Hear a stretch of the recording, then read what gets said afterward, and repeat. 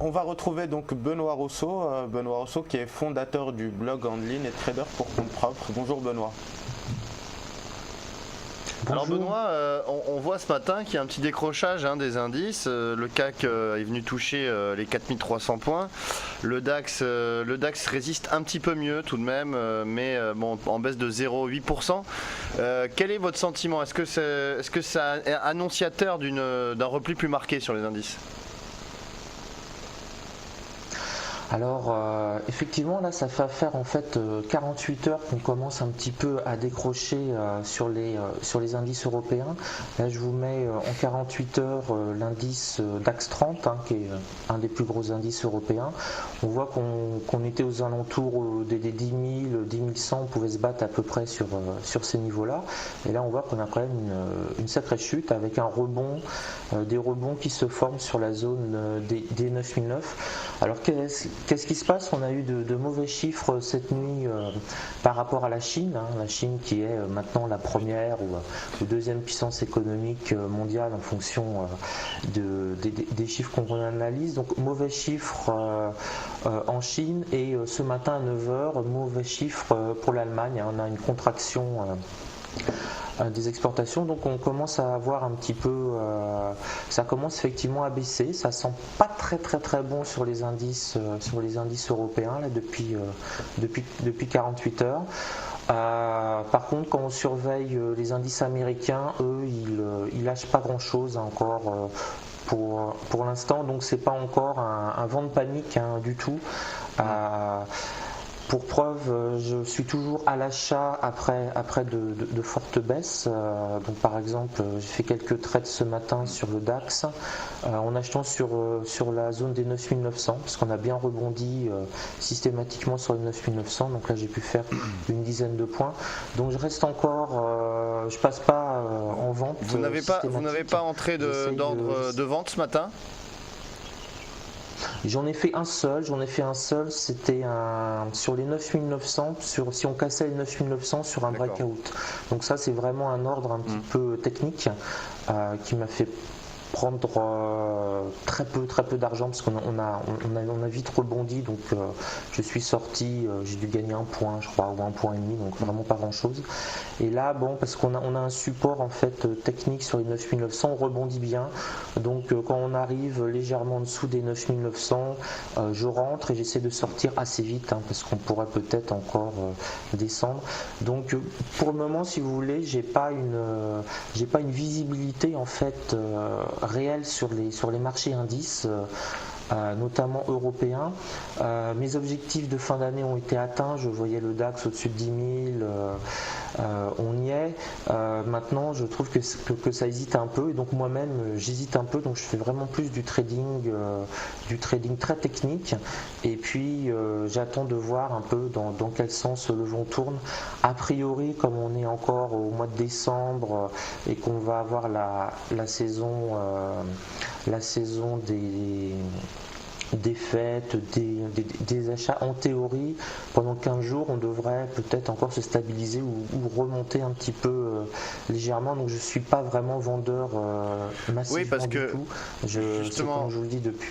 J'attends plutôt 2015. Benoît, on en avait parlé avec vous. Vous voyez, et d'ailleurs c'est les statistiques qui parlent, c'est un rallye de fin d'année pour donc justement les dernières semaines de l'année. Peut-être que ça serait justement un bon point d'entrée pour viser justement un retour sur les 10 000 points sur le DAX. Oui, alors le souci, Antoine, que j'ai par rapport à ça, c'est que le rallye a été plus rapide que prévu pour moi, en fait. C'est-à-dire que je m'attendais à qu'on arrive sur les 10 000 à la fin de l'année, et comme ça j'étais tranquille. On les a atteints et là on commence à rebaisser, donc ça me pose un petit peu problème. Mais effectivement, je me dis qu'on pourrait se repositionner à l'achat pour essayer de profiter des derniers 15 jours qui devraient être plus ou moins haussiers en théorie. Donc il faut quand même voir que depuis la grosse baisse du du 16 octobre et du 17 octobre, par exemple sur l'indice DAX 30, on a pris quasiment 20%. On a pris 20% en moins de 2 mois. Donc on a eu notre rallye là déjà. Donc si vous voulez, pour moi là on rentre dans une zone où c'est finalement risqué de garder une position sur 24 ou 48 heures, puisque après avoir pris 20%, on peut décrocher de 2%. Là, si vous voulez, depuis qu'on est au-dessus des 10 000 points sur DAX, j'ai une tendance à vendre.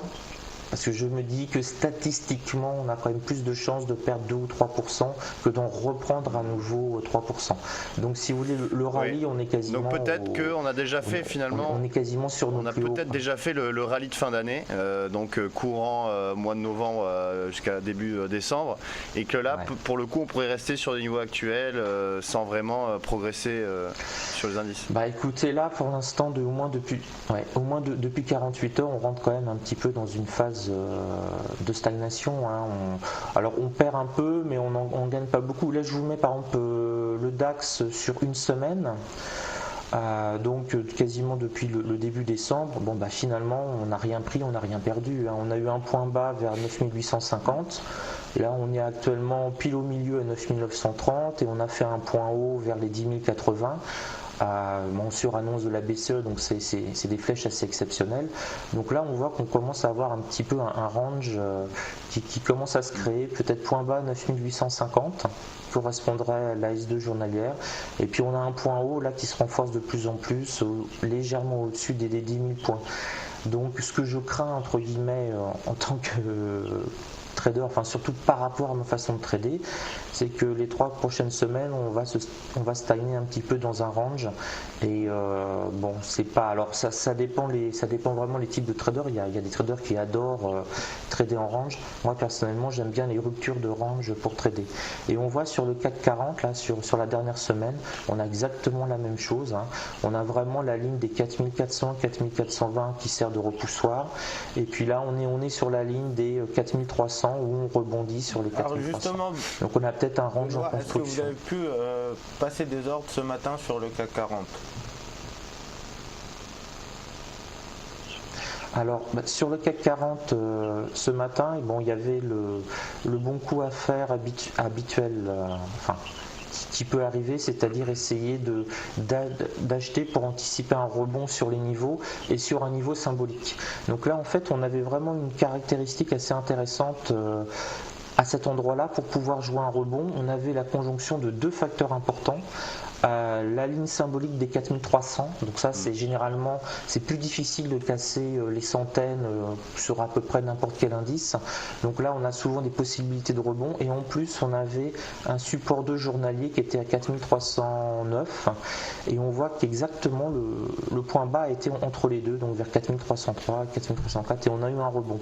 Donc ça techniquement c'était vraiment l'affaire du jour, de la matinée sur le CAC 40, d'autant plus que c'était le premier passage, hein. Je le dis souvent, techniquement ce qui fonctionne à 80-90%, c'est le premier rebond sur un support important. Donc là on l'a eu, voyez, au maximum il pouvait ramener une trentaine de points, donc pour un trader ça pouvait faire 10 prudent, ça pouvait faire 10 ou 15 points. Donc là c'était à mon avis ce qui est vraiment le bon coup à faire sur le CAC 40. Alors je ne l'ai pas fait sur le CAC 40 parce que j'étais à ce moment-là sur le DAX. Il y a quand même une symétrie entre les indices, et pour ce type de rebond je préfère le DAX parce qu'il a une amplitude de points qui est beaucoup plus forte, hein.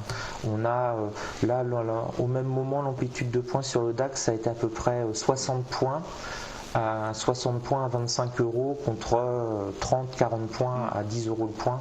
Donc c'est pas tout à fait les mêmes résultats en fait.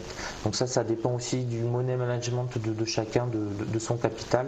Mais on a un synchronisme, hein, sur les indices. Grosso modo, on a un petit décalage de temps en temps, mais quand le DAX, l'Eurostock rebondit, le CAC 40 rebondit aussi. Après, c'est avec la différence d'amplitude du rebond pour chaque indice, en sachant que le CAC 40 souffre quand même beaucoup plus que les autres, hein, avec la baisse du baril. C'est vrai que vous, Benoît, vous êtes plus adepte du DAX 30 que du CAC 40, comme vous nous le dites sur notre antenne. Merci Benoît pour toutes ces informations donc, sur les indices européens, le DAX et le CAC 40. On vous retrouve demain à la même heure, 10h38. À demain Benoît. On va marquer une courte pause et on se retrouve tout de suite pour la suite des programmes.